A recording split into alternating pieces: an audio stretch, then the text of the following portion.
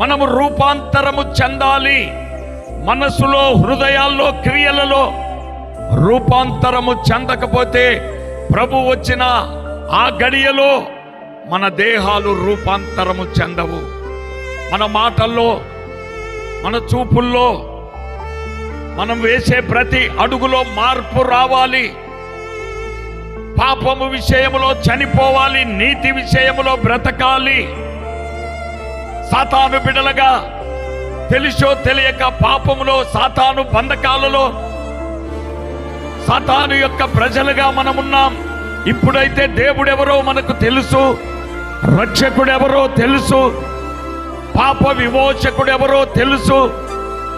మనము దేవుణ్ణి ఎరిగి ఉన్నాం, దేవుని చేత మనము కూడా ఎరగబడి ఉన్నాం. కనుక మన ప్రవర్తన మారిపోయి సర్ప సంతానము దేవుని సంతానముగా, దేవుని బిడలుగా మనము జీవించాలి.